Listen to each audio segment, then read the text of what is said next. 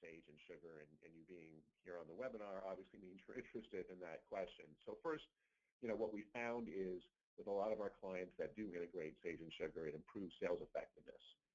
So the first thing is it gives salespeople and customer service people better tools.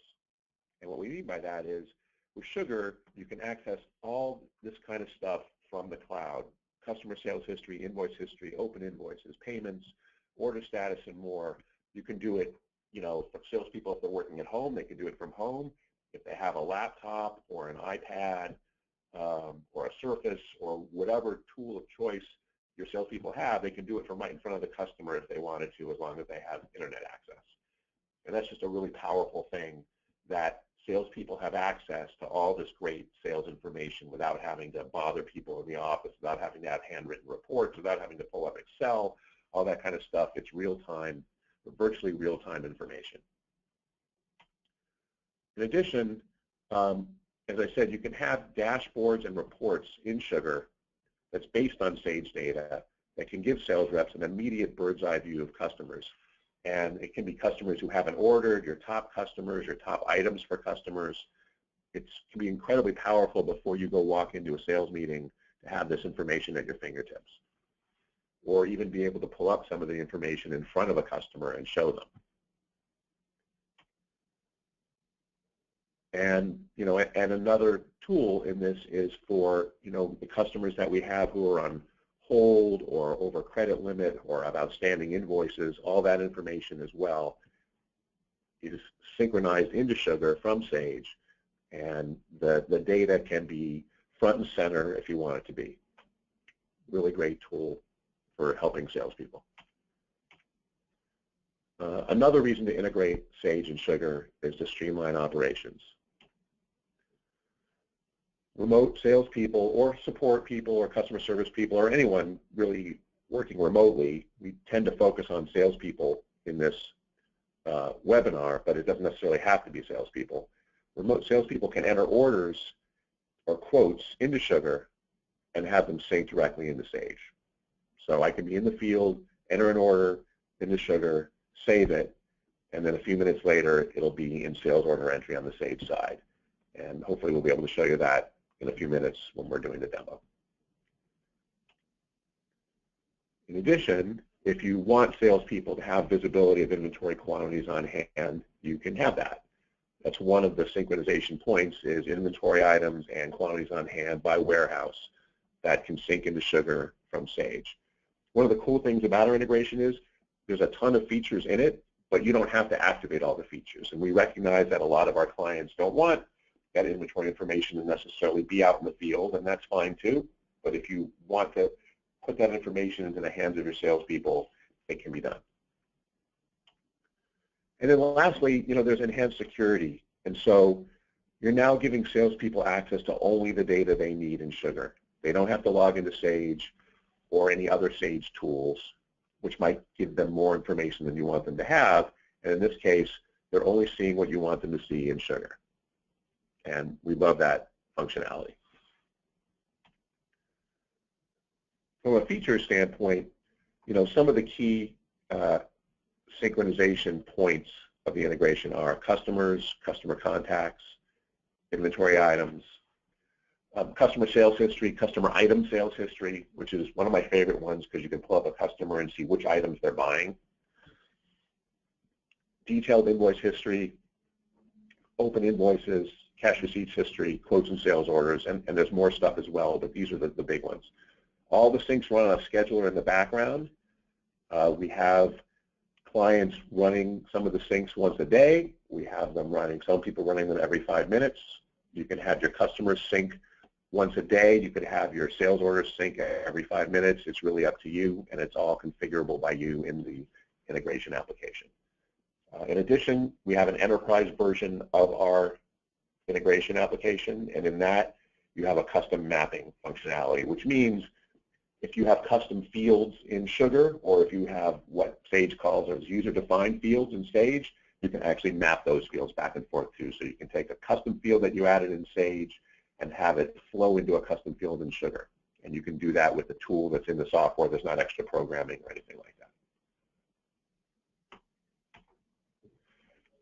And then lastly, just wanted to quickly give an overview of the compatibility. So we go back pretty far back in terms of Sage 100 and Mass 90 versions. So you can see it's back when it was called Mass 90 version 4.3, 4.4, and 4.5. Sage 100 all versions up into the latest, which I think is Sage 100 ERP 2017. It works with Standard, Advanced, or Premier, and it goes pretty far back with Sugar. Sugar is up to version 7.8, I believe, so we go quite a ways back with Sugar. And I think that brings us to the demo. Thank goodness we're there. So let's see what we can do here. Oops.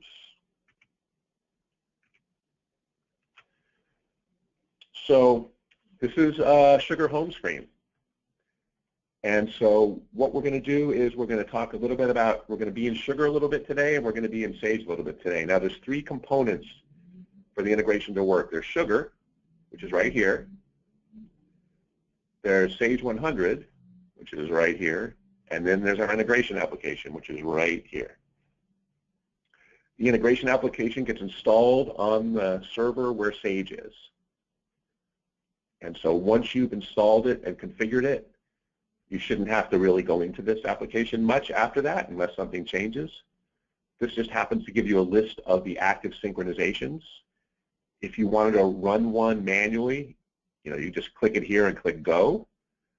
But most of the time, this is on a scheduler. And I'm going to give you just a quick tour of this. We can get into more detail with this later.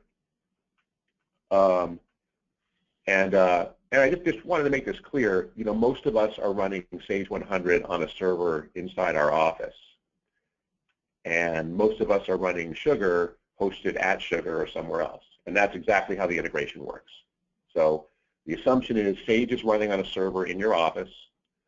Sugar is running in the cloud somewhere. And this tool integrates them. And I'll show you real quickly under the options here how it does that. So the first screen here is a basic settings screen. And what it does is, if you notice under Sage settings here, it says where is Sage installed. And in this case, it's installed in C:\Sage, /Sage 100 standard, etc. So this is how it knows where Sage is. And then over here, under Sugar settings, you're typing the URL where Sugar is. So that's how it knows where Sugar is. There's a password that allows it to get into Sugar. There's a password that allows it to get into Sage. And then you indicate what company code or codes you want this integration to work with in Sage. And our enterprise version will work with multiple companies in Sage. Most people will just have one company code here, but you can have multiple ones. So this is pretty much it. When you first install it, you enter this information in, you click this test button, and it tells you if you set it up right. That's it. Beyond that, you can configure which syncs you want to be active. And if you recall, when I was going through the PowerPoint, I said one of the cool things about the integration is that you can decide which syncs you want to work. So if you didn't want the inventory to sync, you can uncheck this and the inventory won't sync. But this is sort of a full list of all the different syncs that are currently active in the product. And then there's an integration settings button. So each of our syncs has some settings, and you notice here there's a Sage customers to Sugar, and there's some settings. There's let's see, there's Sugar quotes to Sage, and there's a lot of settings. And I'm not going to get into a lot of detail about this at this point, but just know that it's very configurable, and there's a lot of different things you can do, and each of the syncs can be scheduled to run however you want it to be. So if I wanted my customer sync to run every 24 hours, it could run every 24 hours. If I wanted it every 5 minutes, I could just change that to 5 in 5 minutes. And that's it. So that's sort of a quick overview of the integration tool. So what I wanted to do now was go back into Sugar and just take you through some stuff. So for those of you who haven't seen Sugar before, this is the dashboard. When you log into Sugar, this is the first thing you see. And dashboards are highly configurable. Each user that logs into Sugar can have their own dashboard. So this happens to be my Sage dashboard that I logged into, and I have some cool stuff on this. So number one, you can see I have a top customers chart. And one of the things I like the most about our Sugar Sage integration is that all the data that comes into Sugar from Sage is usable in Sugar like any other Sugar information. So it's available on dashboards, available on reports, available for workflows and alerts. Whatever you want to do in Sugar, you can do with Sage data. So this is a top customers chart. So you can see that Shepherd Motorworks is my big customer with 543,000 in sales this year. Capri Sailing has 170, and so on. And this is just to give you an idea of how you can make a pretty vertical bar chart. Over here, we have another way of showing data. This is called a list view, and we're calling this our really high balance customers. And you can see American Business owes us $10 million. And they're a little bit over their credit limit. Shepherd Motorworks owes us 513,000, and so on. If they were on credit hold, you would check, the box would be checked here, and so on. All of this is definable by you, the columns you're seeing. If you didn't want the phone number, if you wanted an email address, if you wanted the contact name, if you wanted year-to-date sales, other things like that, you could have all that here. So this is just definable by you. This is just how it looks for the purposes of the demo. We can scroll down on our dashboard, and we kind of threw this dashboard together as sort of everything, but the kitchen sink, just to give you some different flavors. So you can see here we have an inactive accounts view, and this is kind of cool for salespeople. They could have basically on their dashboard, they could see which customers have not ordered within 6 months or 9 months or 1 month, whatever. You can set the criteria however you want it to be. And you can see on this one we have a customer number, their name, a phone number, the date they became a customer, and this came from Sage, the date of their last activity in Sage, and then the fact that they may have an open balance. Kind of some cool stuff. Again, this is all coming from Sage. Over here, we just have some information that's more CRM data. So this is pipeline information by user. So if you wanted to manage your salespeople, you could see what pipelines are. Some other things, you could have open tasks, which is great for salespeople. Again, it's a task list saying all the things I have to do, calls I have to make, emails I have to send, etc. Over here, I have my hot reports. So I can run an inactive customers report. I can run an open balances, customer, sales by account, by product, opportunities. These are my reports. And again, everyone who logs in gets to see their own things. And so if I wanted to look at my inactive customers report, all I'd have to do would be click on that, and it would pop up, and I'd see some cool stuff.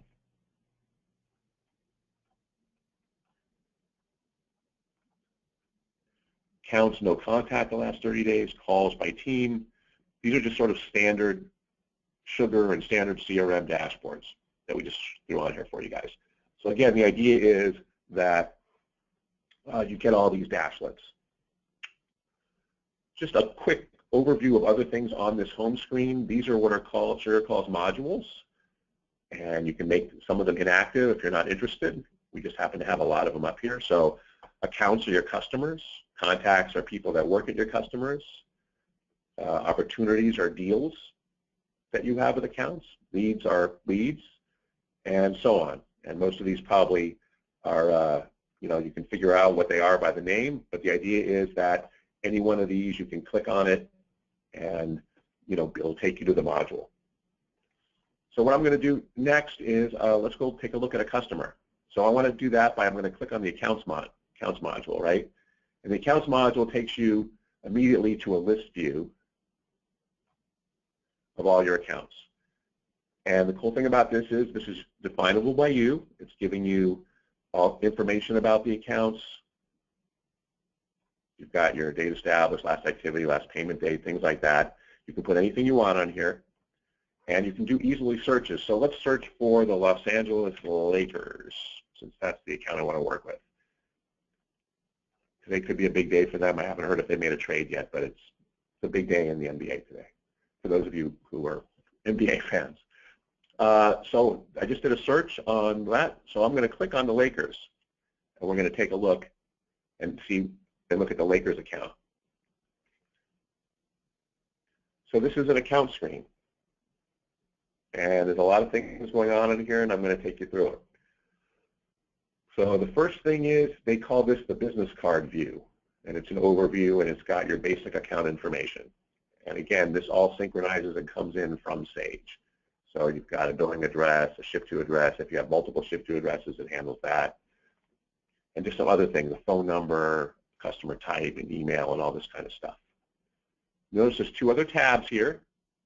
So there's a Send to Sage tab, which has information that the integration needs. So there's a company code. If you're using multiple Sage companies, there's a division for the customer. There's the customer number, the terms code, and some other things. And then there's some financial data that comes in from Sage. So in this case, you can see the aging, and you can see they owe us $51,000. It's all in aging category 4, which means it's probably over 120 days old. We've got an open sales order amount here. We can see their credit limit is $250,000. They're not on credit hold, and they became a customer in 2010. And here's a last activity date and a last payment date. So this is just an overview of information about this customer.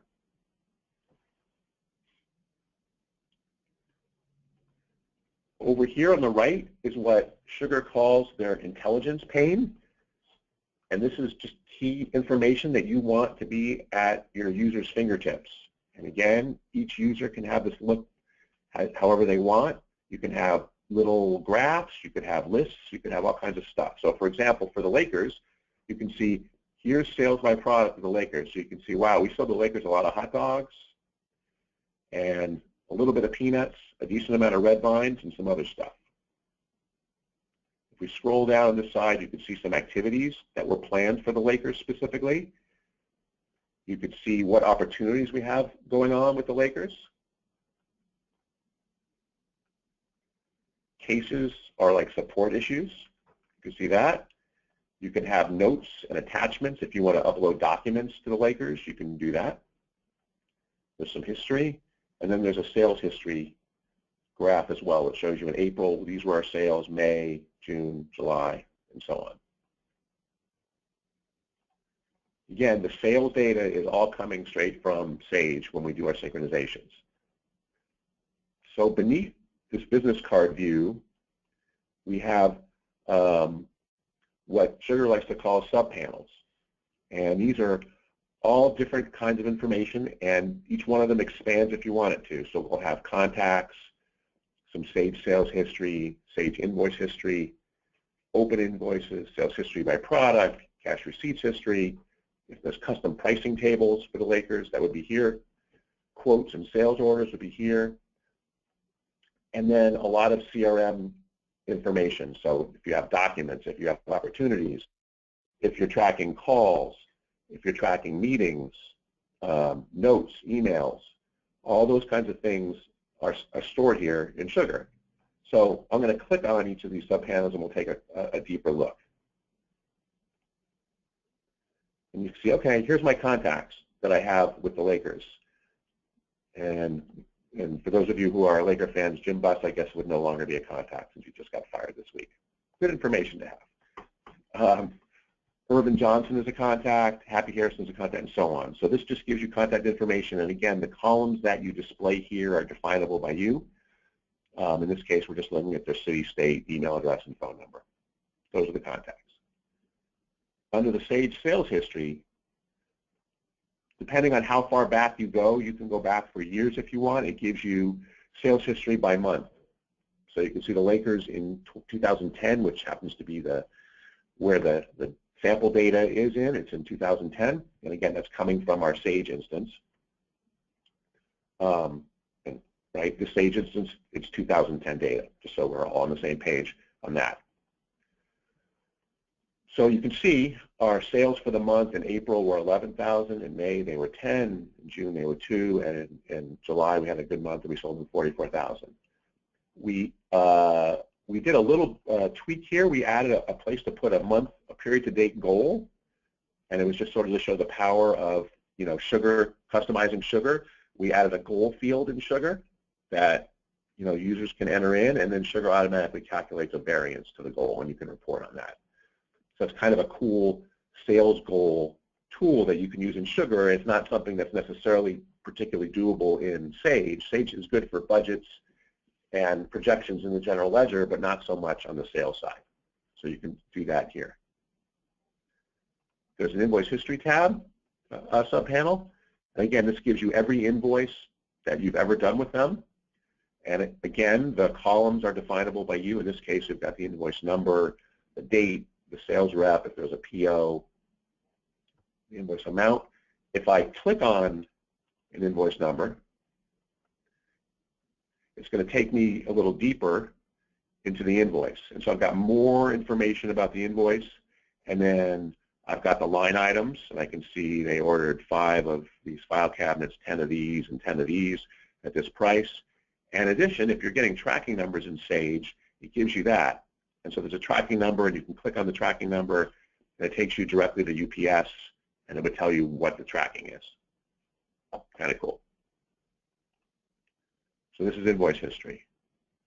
And again, it's only showing us 5. You can click here and get more. You can also configure it to show you more than 5 at one time if you want. There's an open invoices subpanel. Again, it shows you the invoice amount, the balance due, and so on. Could be a really great tool for salespeople where they go into a meeting with a customer. Sales history by product, actually my favorite one. Oops. You can see them sorting by year-to-date quantity, and we sold 3,600 hot dogs, and this should match this little graph over here, 1,150 red vines and so on. If I wanted to sort this by year-to-date dollars, which is a slightly different way of looking at things, you can see hot dogs are still number 1, but now this 330-010 is number 2. You can see it's showing us that we didn't sell any last year, but if we had, those numbers would be here. Cash receipts history. If you want a cash receipts history, that could pop up here. If there's a special pricing table, that could be there. And then the last subpanel that I just wanted to show you for now is this quotes and orders panel. And this just shows you order status. So as your customers are placing orders, the order status, you see it here. And this quote stage means closed accepted. And it might say shipped there. These just all happen to be closed accepted.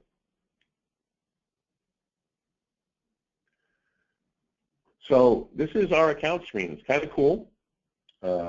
Shows, a lot of information coming in from Sage. Puts a lot of information at the fingertips of our salespeople.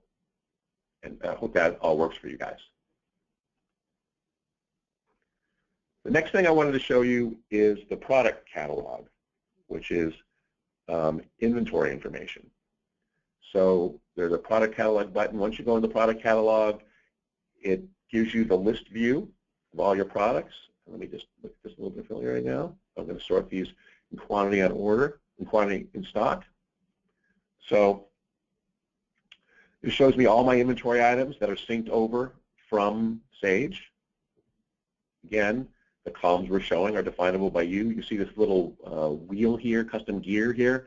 If I click on that, I get to pick the columns I want. All I have to do is check on them, and it shows me the information. So if I added Sage or vendor part number, let's see what comes in there. Now I have a vendor part number column. If I wanted to drill into the inventory item, I could click on the name, peanuts. Gives me more information about the item. And more importantly, it gives me quantities by warehouse. So I can see in this case, my total quantity on hand is 541,475, and if I look down here, I can see I have 40,000 in warehouse number 1, 500,000 in warehouse 000. It also gives me quantity on PO, quantity on sales order, and quantity available. And again, that's all coming direct from Sage. Kind of cool. And again, if you have user-definable fields in Sage, they can be synced in here too. You'll notice if you're familiar with the Sage inventory items, there's 4 category fields for each inventory item, and those come in right here. So you can see there they are. The other thing, the other big thing, obviously, in the integration is syncing quotes and sales orders. So Sugar happens to call the module quotes. And so when you click on the quotes module, it brings up a list of all the quotes in the system. It's great to search on, If I just wanted to see quotes for the Lakers, I could start typing the Lakers here, and click search. It's only bringing up Laker quotes. I could do other kinds of searches in here too. I can change the columns that it's showing. I can do whatever I need to do. So a really powerful tool. But one thing I just wanted to show you on this, one of my favorite things is let's bring up a quote that was old, right? So this one. So this is a quote screen. It's showing you sort of some header information about the quote. And again, quote means sales order. Sugar calls them quotes, but they're really sales orders. If this is something that a customer, the Lakers, say, yeah, I want that same one. I want that order again. You know, that thing I ordered last month, I want the same thing. So all you really do is you bring this up here, and you click copy. And now it will ready to enter in a new quote with that one as the default. Really cool, easy feature, easy way to copy it. So what I wanted to do now is let's create a new order and then sync it into Sage and see how that works. So I'm going to just say create quote. And so it wants a quote subject. So I'm going to call this my February order number 5. Okay. And I'm going to say it's PO number 1, 2, 3, 4, 5, 6. And I'm going to say this is valid till the end of the month. This quote stage field is really important for purposes of sending it to Sage. If I make it closed accepted, it goes to Sage. If I make it anything else, it does not. So the nice thing about this is if you're a sales guy, you can enter in an order here, but if you're not sure about it, you can enter it in draft mode, and you don't have to worry about it going into Sage. For now, we're going to say it's closed accepted, so this syncs in. All right, so I start typing Los Angeles, and the Lakers come up. I know Irvin Johnson, Magic Johnson is my contact, so I start typing that. It's telling me that Irvin's address is different than the Lakers address, so you can see my ship-to address is to 104 Chickern Court. My billing address is 102 Chickern Court, which seems fine to me. And let's not make this overly complicated. Let's start entering in a line item, okay? So let's sell some red vines to the Lakers. So I'm starting to type red, and it picks red vines. And let's buy a lot of red vines. Let's buy 900 red vines. It's not taxable. It defaults to the price the Lakers get, which is $4.50, even though the list price is $9.50. It's coming out of the central warehouse, but I can change that if I wanted to. And let's also order a file cabinet. 2-drawer little file cabinet. Let's order 2 of those. And let's not charge tax on that. And those are $87 each. All right. And let's save this quote.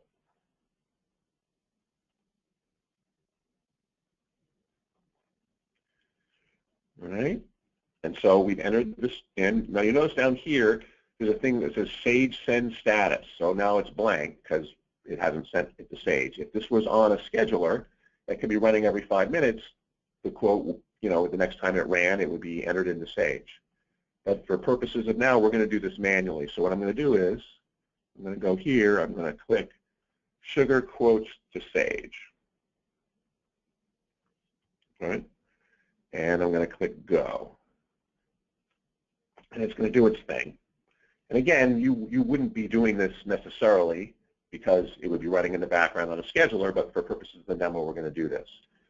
And one of the cool things about when you do these things is every time a new order gets imported to Sage, you can have a bunch of workflows set up to alert people to that if you want to.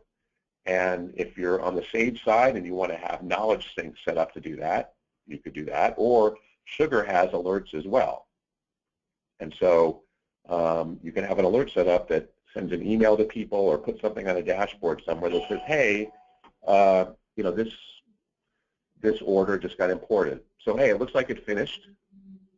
So let's go back in here. I'm going to refresh this quote screen.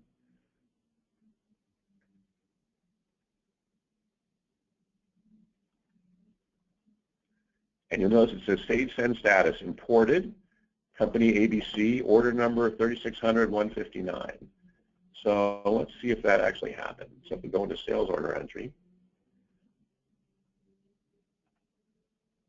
right, and let's go look for that order. And there it is, 3600-159. You can see the comment says February order number 5. It's got our PO number. It's got our 2 line items. And it's pretty much as if you had entered it in Sage yourself.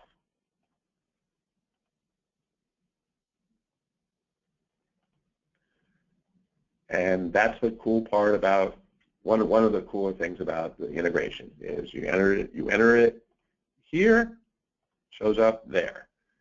And it was that simple.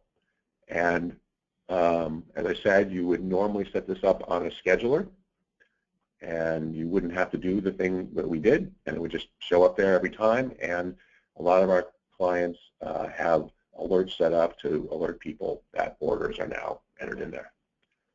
One last thing I just wanted to show you guys before we got to questions is if you go back into our integration application, just some advanced options here. Under integration settings, one of my favorite things is some of our integration settings, syncs have a mapping tool. So Sage customers to sugar. So if I click on mapping, you get this great tool that says, hey, this field in Sage is going to go to that field in sugar. And if you wanted to, if you created a custom field in Sage, you can just click Add Field. And now it's bringing up all the Sage fields, right? So if I wanted, you know, date last finance charge, and I wanted that to go into some field here in sugar, and I don't have that field here ready to go, but I could create a field. Say I wanted it to go into the shipping method field. I could do this, save it, and boom, now that's going to be part of the next time the sync happens, those fields will be part of the sync. And it's really that simple, and it's something, you know, you or your administrator can do. You don't need us to do it. It doesn't require programming, anything else. You know, similarly on the inventory side, there's a mapping button. And again, if you want Sage items to go to sugar, the exact same tool.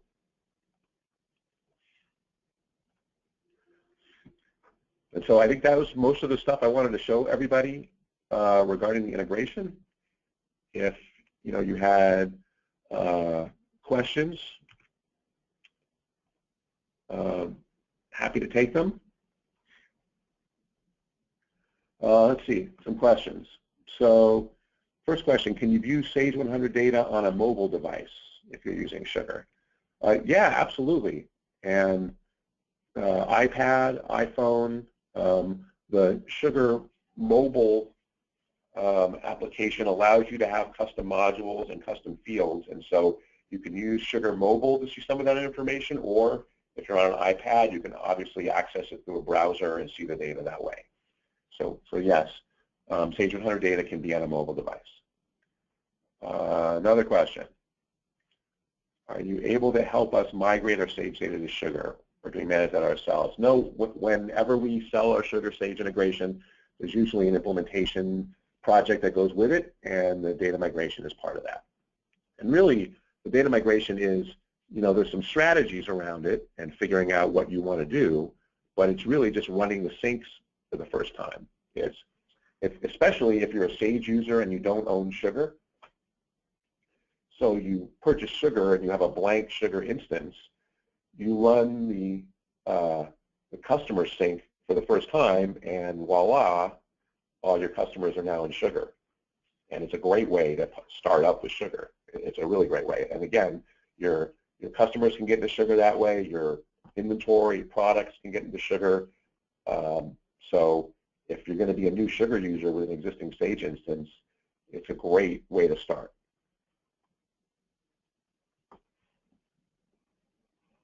Doesn't seem like we have more questions. Hopefully that means this was so comprehensive and so informative that you just got it all really quick.